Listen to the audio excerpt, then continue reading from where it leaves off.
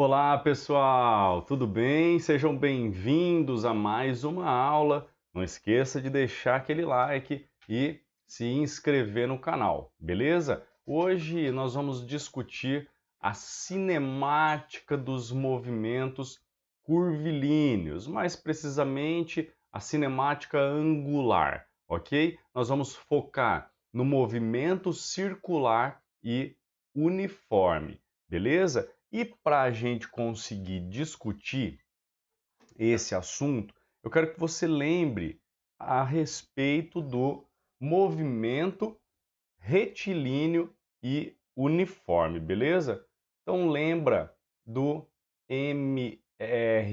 Eu vou escrever aqui alguns detalhes a respeito e você grava isso na sua memória. Imagine que a gente tem aqui uma orientação do espaço em metros, um corpo está na posição inicial, que eu vou chamar de S0, com uma velocidade v, e ele chega aqui, ó, na posição final, que eu vou chamar de S, com a mesma velocidade v, ok? Isso aqui é no tempo inicial, aqui no tempo final. Nós poderíamos obter a velocidade média fazendo ΔS sobre ΔT, e poderíamos abrir isso aqui e determinar S fazendo a formulinha do sorvete. Ok? Agora, o que eu vou fazer? Eu vou pegar essa trajetória reta aqui, ou melhor, era para ser reta, né? E vou fazer isso aqui, ó.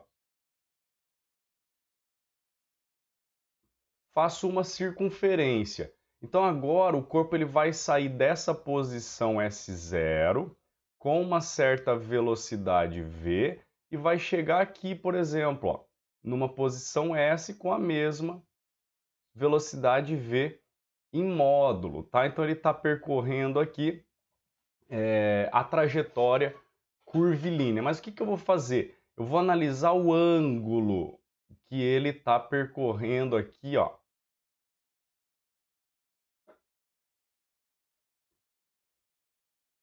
Aqui no meio, tá? É esse ângulo que eu quero saber, a rapidez com que ele descreve esse ângulo. Por isso que nós vamos chamar a cinemática agora de cinemática angular, beleza? Então você vai ver formulinhas parecidas com essas aqui, tá? Com pequenas modificações, ok? Então vamos lá, atenção.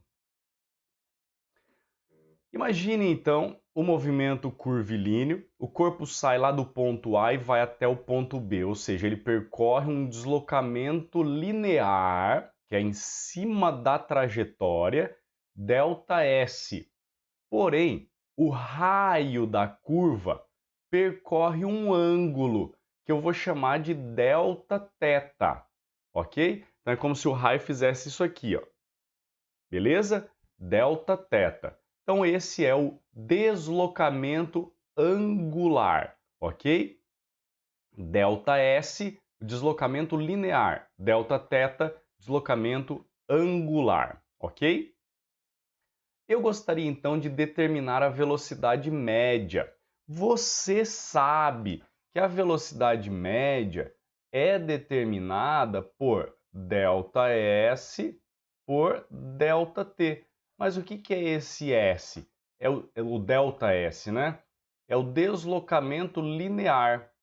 Então a gente encontra uma velocidade linear também.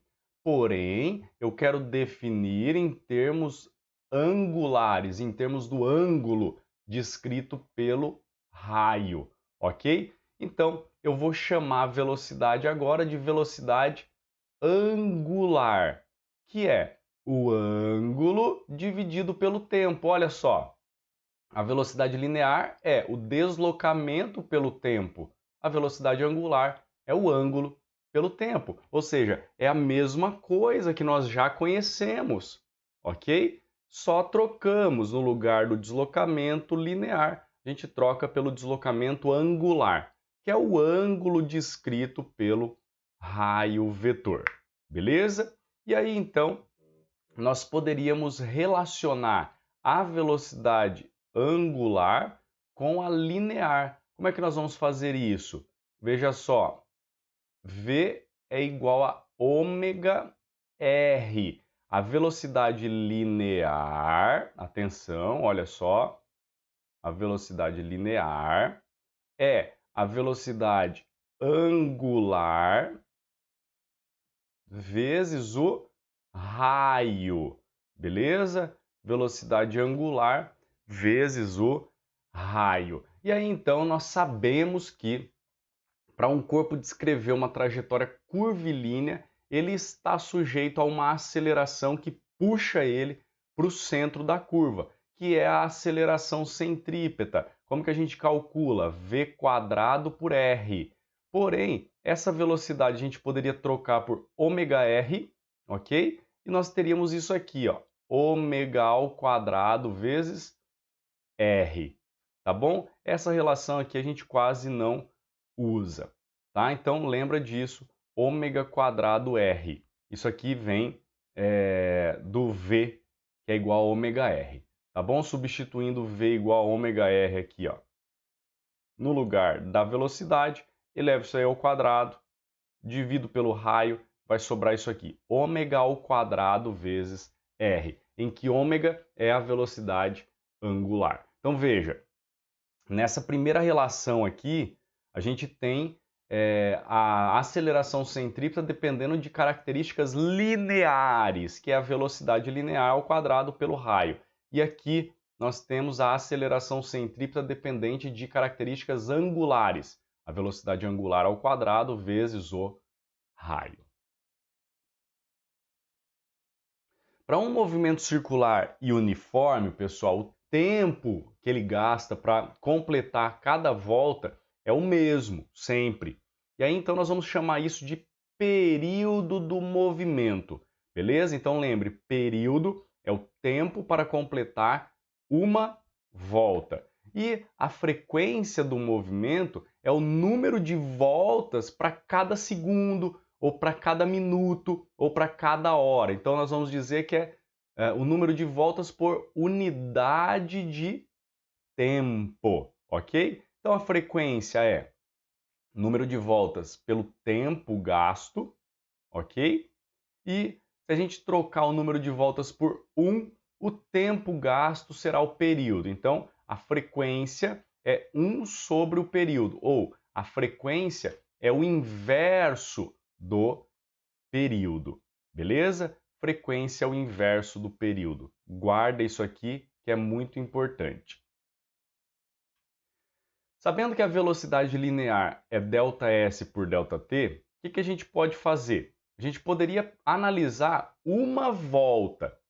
Então, em uma volta que o corpo percorre numa circunferência, qual é o deslocamento? O próprio comprimento da circunferência, que é 2π vezes o raio, dividido pelo tempo para completar uma volta, que a gente acabou de definir como sendo o período do movimento. Então, 2πr sobre t, que é o período, me dá a velocidade do móvel. Ou 1 sobre t é a frequência f, então eu poderia calcular essa velocidade também fazendo 2πrf, em que f é a frequência do movimento. Guardem essas expressões. Agora, se a velocidade angular é o ângulo pelo tempo, agora veja, eu vou pensar no ângulo descrito pelo corpo. Que ângulo que ele percorre ao completar uma volta? Aqui precisa ser em radianos. Então vou trocar o ângulo por 2π radianos e divido pelo tempo para completar uma volta, que é o período t. Ou 1 sobre t é f, eu posso então trocar isso aqui por 2πf, beleza? Veja aqui, para eu chegar no resultado de cima, ó, pego o resultado de baixo. Para chegar no de cima, o que eu faço? Multiplico por raio. Pego o resultado de baixo, para chegar no de cima, o que eu faço? Multiplico pelo raio da curva, ok? Beleza? Bom, pessoal, é isso que você precisa lembrar basicamente a respeito da cinemática angular. Nós temos mais um pequeno assunto que é o encontro de móveis na cinemática angular e eu vou tratar isso com vocês na aula ao vivo, ok? Antes da gente finalizar, vamos então para a transmissão do movimento circular, que pode ser feita por meio de engrenagens, que é esse primeiro caso aqui, ou por meio de correias ou correntes, que é o caso da transmissão do movimento numa bicicleta, por exemplo. Beleza? Também dá para fazer por um eixo, tá? Bom, mas vamos analisar esses casos aqui juntos. Veja só que aqui nós temos como se fossem duas engrenagens, duas polias e elas giram juntas, ok? Elas giram com um ponto em contato. Então, como uma não vai deslizar sobre a outra, esse ponto em contato aqui, ó, esse aqui, nós temos a mesma velocidade para eles, beleza? Então, se eles têm a mesma velocidade, a gente pode falar que a velocidade da polia A e a velocidade da polia B são iguais. Então, como que eu calculo a velocidade? Não é ômega R? Então, ômega A vezes o raio da polia A é igual a ômega B vezes o raio da polia B. E isso acontece também aqui, ó. Ok? Aqui também acontece. Bom, vamos fazer uma análise antes da gente vir para esse caso B. Olha, o raio da polia A é pequeno, o raio da polia B é grande. Então, para compensar esse raio pequeno, a polia A vai ter uma grande velocidade angular e a polia B vai ter uma pequena velocidade angular. O que significa isso? Que a polia A ela vai girar muito mais vezes do que a polia B, ok? A mesma coisa vai acontecer aqui, ó. Nós temos que a correia ela não desliza, certo? Então a velocidade desse ponto é v. E a desse ponto aqui também é v. Isso significa que nós podemos igualar a velocidade de A com a velocidade de B. Você lembra que a velocidade era 2πrf? Então eu vou trocar a velocidade de A por 2π RA FA e a de B 2π RB FB. E aí eu corto 2π, ok? E sobra simplesmente FA RA igual FB RB, ok? Então isso aqui é muito importante para a gente analisar transmissão de movimentos, ok? O raio da polia A é pequeno, então a frequência da polia A é grande. O que é frequência? Número de voltas a cada segundo. Isso significa que a polia A vai girar muito mais vezes para acompanhar a polia B, ok? Bom, pessoal, esses são os casos em que a gente analisa a transmissão de movimento. Ainda tem mais um, que é a transmissão por eixos, né? Seria, você tem uma polia aqui, aí um eixo e uma outra polia aqui, certo? Como o eixo é rígido, a polia A ela gira junto com a polia B. Então elas vão ter não a mesma velocidade, né, que era o que acontecia nesses dois casos. Elas vão ter a mesma, aqui, velocidade linear, né? Aqui elas têm a mesma velocidade angular. Então você pode dizer que ômega A é igual a ômega B. Elas vão girar juntinhas, exatamente com a mesma rotação, ok? Por isso que não tem aqui. É bem simples, é a mesma rotação para as duas porque elas estão ligadas por um eixo rígido. Aqui não. Aqui uma gira mais do que a outra. Normalmente a menor vai girar mais vezes do que a maior. Beleza? Bom, pessoal, por enquanto é isso. Na aula ao vivo eu discuto mais alguns detalhes com vocês a respeito da cinemática angular, ok? Por hoje é só. Tenham um ótimo estudo aí, tudo de bom para vocês e até a próxima. Tchau, tchau.